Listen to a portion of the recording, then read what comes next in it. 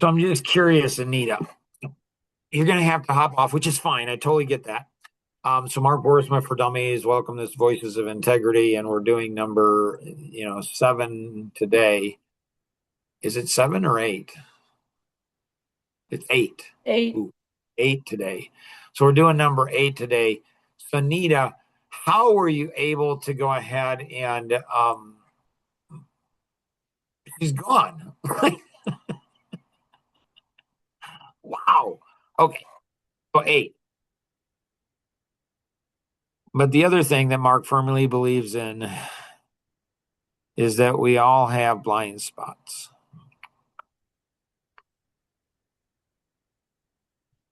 Questions? How do we learn to see those blind spots? Get people mad at you.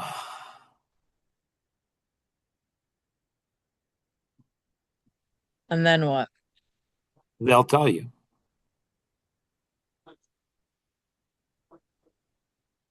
Their opinion? No, they'll tell you the blind spots.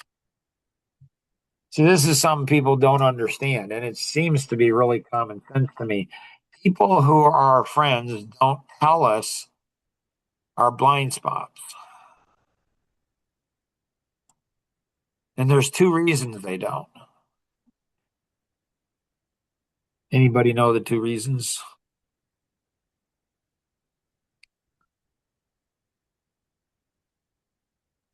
They think it'll ruin the friendship. Yep. So they value the friendship more than they value uh, you as a person. So they are not willing to put your friendship, the friendship at risk. They value the friendship more than they value you as a person, which is fascinating. So, can your spouse ever truly be this type of a person? What do y'all think?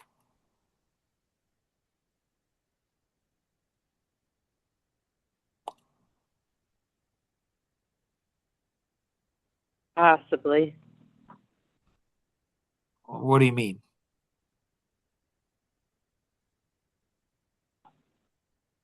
Well, when you say they are afraid to say something about their, Well, it could be the, fear. It could be selfishness. It could be wisdom. It could be past experience. It could be a whole bunch of things. okay.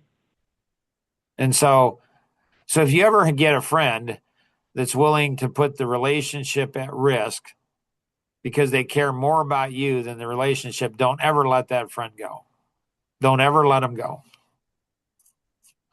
So friends won't tell you the truth for one of two reasons. One is because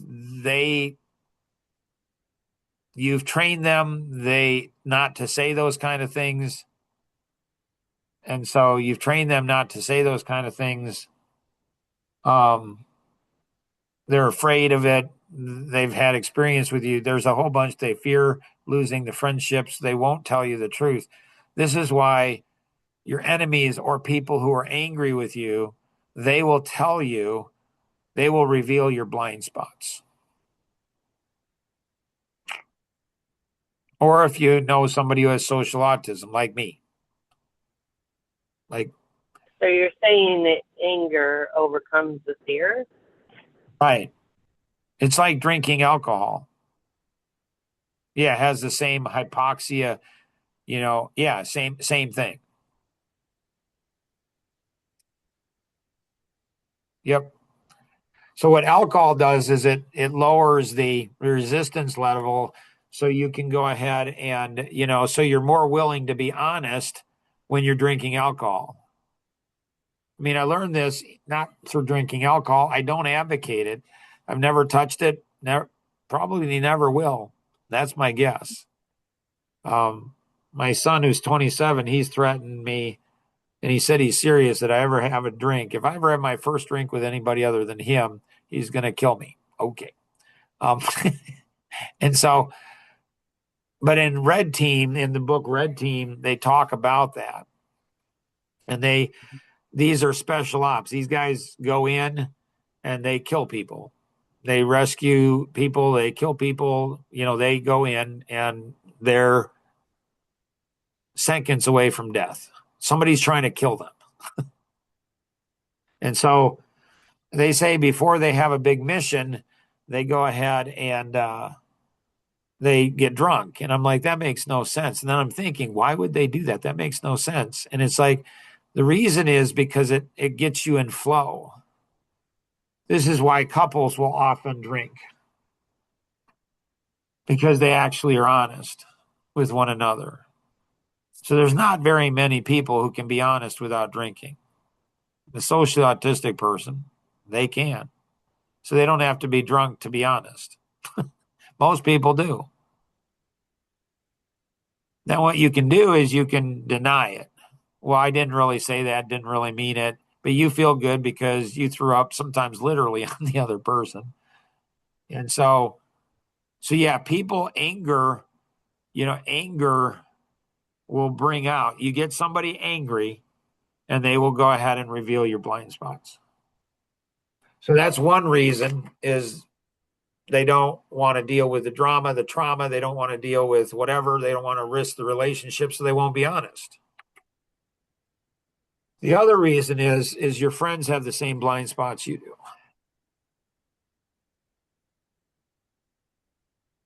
So they can't, because they don't see it. There's a small group leader. He was much younger than I, and man, did he get ticked at me. And he told me, he said, Mark, you really upset me in small group. I'm like, okay, why is that? He's like, you told me things nobody ever told me. So when I tell people up front, I'm just like brand new, first time meet them, did with Nora. Hey, love people, just don't like them. So I have social autism. What does that mean? It means that, if somebody's stupid, I think that I should tell you that. I think that's the most loving thing you can do. Rosanna, my wife, 41 years. It's like, that's not, you can't do that. I actually can. And my social autism is getting, stronger. It's more and more now, especially since, I'm not caring about anyone, just not. So now it's like, okay, my inhibitors are down. I can go ahead and, so I tell people, I'm like I think somebody's an idiot. You're an idiot. You're arrogant. You're a bad dad. You're a bad mom. You're a bad grandma. I think when I tell somebody that, they're going to give me a hug. I really do.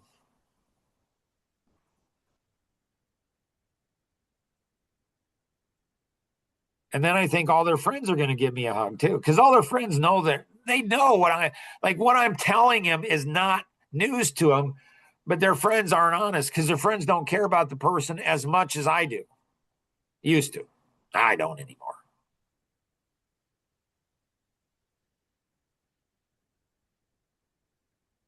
Does that answer your question, Elaine? Yeah. I have a question for you. Yep. If you don't care, Yep. why say anything? Why what? Why say anything? Why tell anybody anything if you don't care? Oh, you're like another one of my coaches. Thank you. See, remember when I did the 40-day fast, Rosanna? I do. Yep. So I'm turning 40 and I'm like, I don't know. I have a feeling that we're going to go into a rough patch in our marriage and my life and everything. I better do a 40-day fast. I've done, I don't know, a 3-day, 1 day, 3 day, maybe 7 days. I don't know. But I'm like, I'm going to do a 40-day fast. 40 years, I'm going to do a 40-day fast. I'm just going to do it. Just jump in, right? Do it. Just straight water, 40 days. Nothing else. Like 40 straight days, not in the morning and then eat at night. No, just 40 days, just water.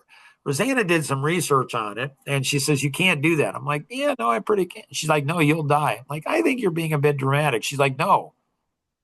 What happens is when you do that kind of a fast, the toxins get released from your body and it'll kill you. I'm like, seems a little weird, but okay, fine.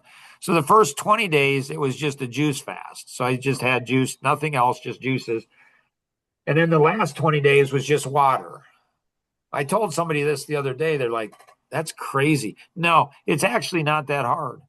Like after about 7 days, like you go into where you're at 7,000 RPM, like everything standstills around you. Like it's crazy.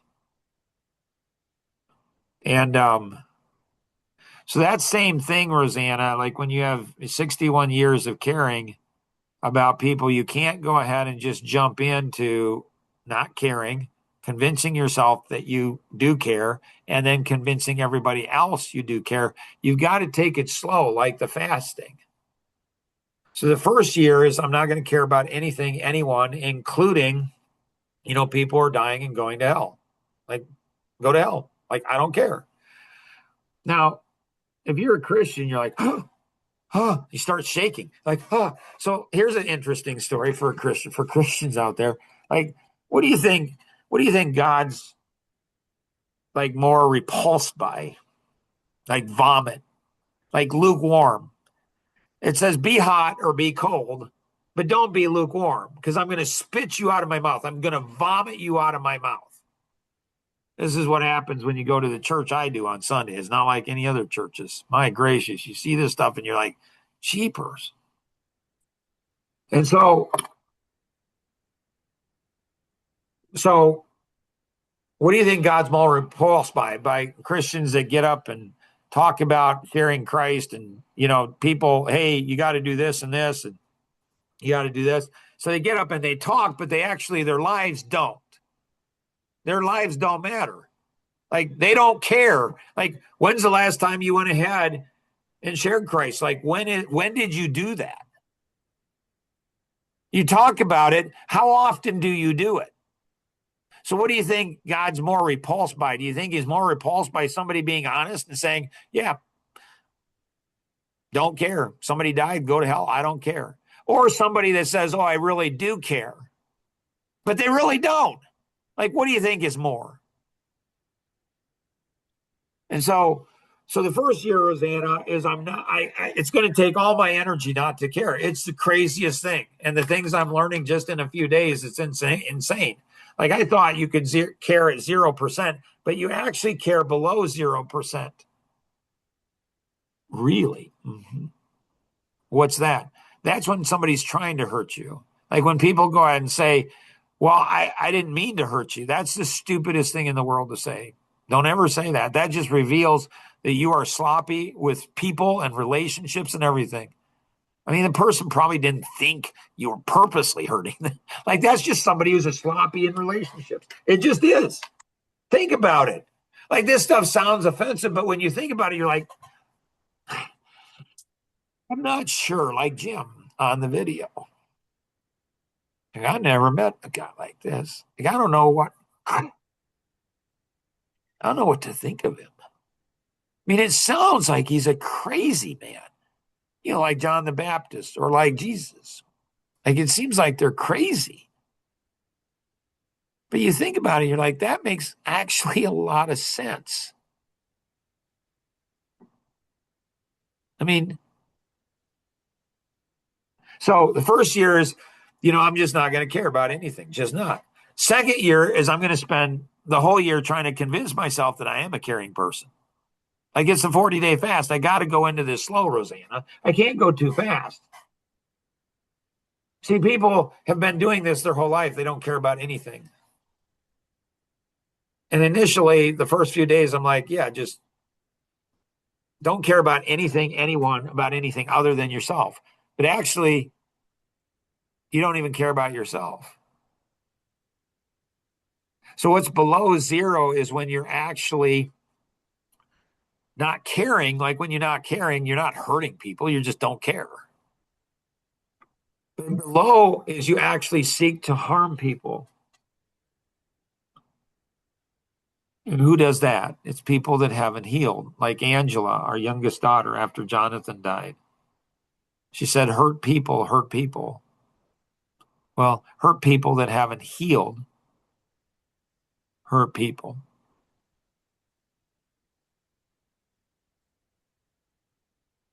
And so Like it makes sense when you think of it. It's funny. I mean, people laugh when I go and say, I don't know, I have social autism. I think when somebody's stupid, I just tell them, I think they're going to give me a hug. I mean, it makes sense. Isn't everybody like that? I'm like that. Like somebody goes ahead and says, you're a terrible dad. You suck as a husband. It's like, oh, that's awesome. Like, thanks for being honest with me. Like, let me, like, are you a hugger? Can I hug you? Because nobody tells you the truth. They just don't. They just lie to you. So, question. So when Uh-huh. you say hurt people, you said that hurt people who haven't healed hurt people. Do Right. you think that it's um ever the case where the person that gets hurt is also hasn't healed because they got hurt by something? Like if they were So, healed, then it wouldn't hurt. right. Right. I mean, that's a great point because if you get a cut in the arm and it heals and somebody bumps against it after a while and it doesn't hurt, then you've been healed. But if it hurts, there's still infection in it. And so I think you're right. I think you're right. So this goes into much deeper.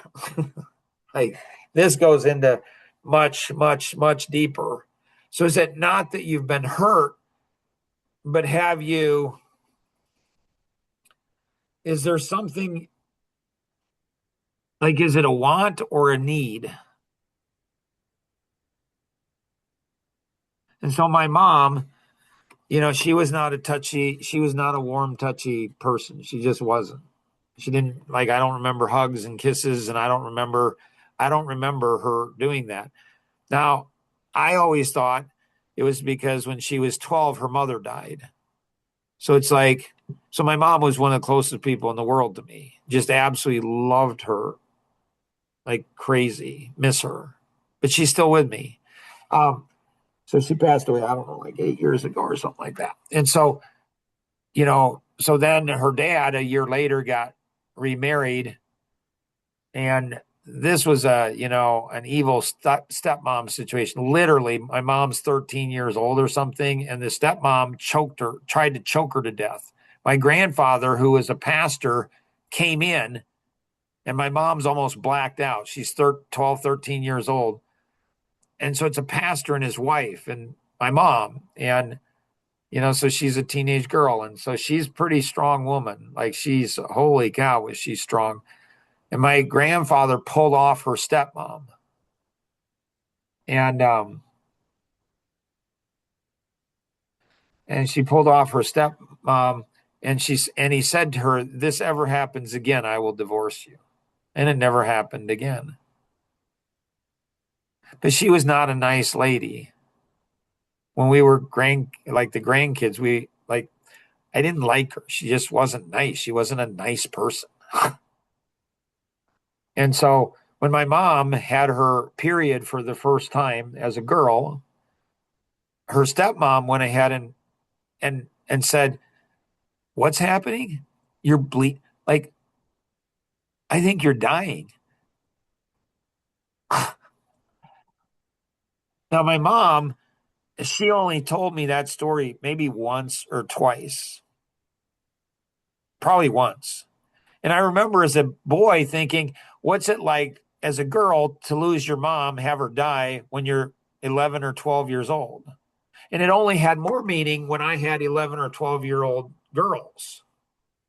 So I had tremendous empathy for my mom as a boy. And I just went ahead and said, well, she's not huggy, lovey. And I really wanted that or needed that. I don't know. Is it a want or a need? I don't know. I mean, I'm glad that I didn't have it because I don't need it. Like I'm fine without it. Or are you? I don't know. I don't know. So I think like Tom Coons, after I told, Jonathan died, and I said, yeah, I was healed in 24 hours. And Tom said, what does that mean? And I didn't have a good definition at that because that was just a few days afterwards. But I think healing is where um, maybe you get angry and don't sin. Like the Bible says, be angry. It doesn't say don't be angry. It says be angry, don't sin. Well, when you're angry, it's hard not to sin because you're angry. But I don't know. I was in my probably 30s and I was doing TV, flying down to Atlanta, Georgia every month to do, I don't know, 10, 20 different shows, TV shows. And I might have shared this story. If I do, I apologize. So I went down there and she said, "Hey, can we go on a walk?" And I'm like, "Yeah, this is after 30 episodes, probably." She says, "I have two questions for you, Mark." I said, "Okay, great." She says, "The first question I have is how come you've told stories about six out of your seven children, but Katrina, the middle one, you have not?" First thing I'm like, dang, that girl's girl. Like, how did she remember that? Like, she's tracking all of them. I'm like, I was so impressed. And I said, well, she's been the hardest one. I just have a hard time connecting. She's a middle child and I have a hard time, but it changed everything from there. Like I was more intentional. I just have a hard time connecting with her. Frank Forte said she's a different frequency. And so, and I said, what's the second question? She said, when you get angry, what happens? Or when you get out of control? I think she said, when you get out of control, what happens? I said, well, I'm not saying I've never been out of control. I just don't ever remember it. So you guys saw a couple times ago, you probably might have thought this guy's out of control, but was he? I mean, that'd be great. That'd make a great TikTok. That might turn me into a superstar sensation if that one got on the, like, holy cow, this guy, and then he's fine. So I think, Nora, I think that, like, I think you're right. So just recently, as I've been thinking about this, like,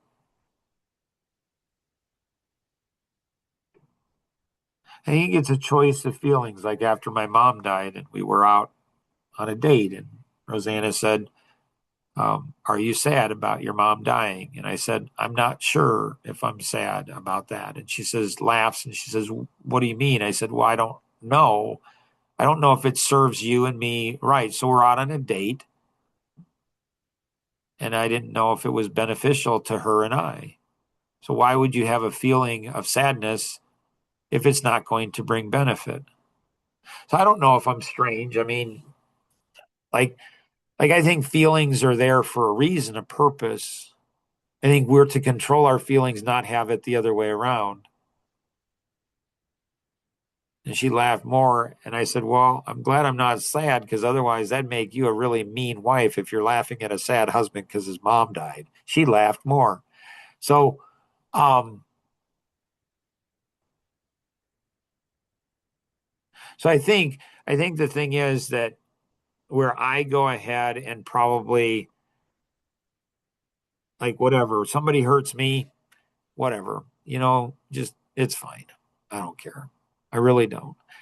If somebody hurts my wife and my kids, grandkids, I don't know. Maybe I've protected them too much over the years. Maybe I need to let people hurt them and let them learn how to fight. Maybe. I don't know. I don't know the answers to these questions.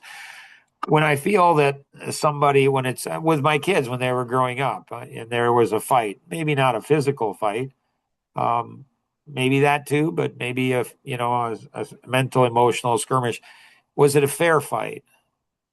Like, don't just break it up. Let them duke it out. Let them, hey, in life, things are right. Maybe I was wrong in that. My dad, he didn't let us, duke it out. He didn't like conflict and he just avoided it at all costs. Now, most of all the kids are not talking to each other.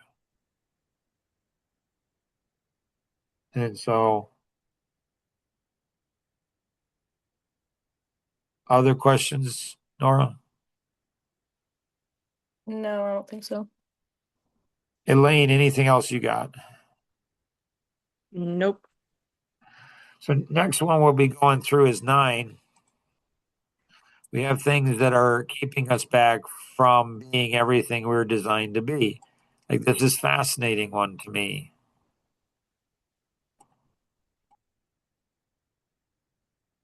And so like there's like we have blind spots, weaknesses, and these weaknesses can kill us later.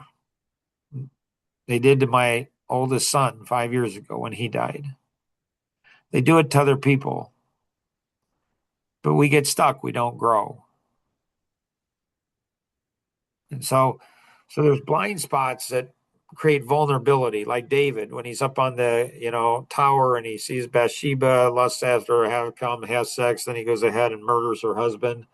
And so he has a blind spot. And so all of that, when if somebody could have seen that, if somebody was a seer beforehand, I believe there were indicators. I think there were indicators, there were tells, there were signs in that. So the blind spots, are killers, but also we have things that keep us from everything we're designed to be. It's like we have so much more that connects back into, the first thing I understand that you're given a gift towards life, tremendous potential, like far beyond what people, like far, far beyond what people think, what people realize. So hopefully this has been helpful. Thanks so much for doing the journey with me. Bye.